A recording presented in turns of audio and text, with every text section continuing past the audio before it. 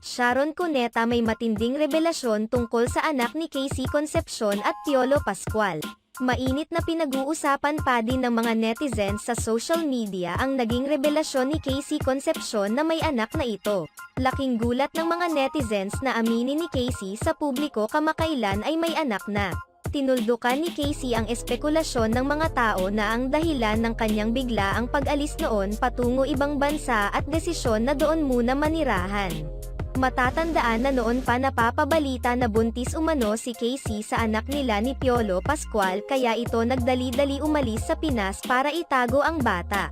Ngunit sadyang mabilis kumalat ang tsismis kahit lumayo pa si Casey ay hindi ito tinantana ng intriga. Samantala dahil nga sa pag-amin ni Casey ay hindi pa rito natatapos ang issue dahil marami ang nagsasabi na hindi sila naniniwala na si Piolo ama ng bata tinutukoy ni Casey. Dahil bakit naman daw halos isang dekada na nakakalipas tsaka naman pinakilala at pinaalam ni Casey kay Piolo. May ibang nagsasabi na anak ito ni Casey sa ibang lalaki kaya hiniwalayan siya ni Piolo dahil nalaman nito na may ibang lalaki noon ang actress.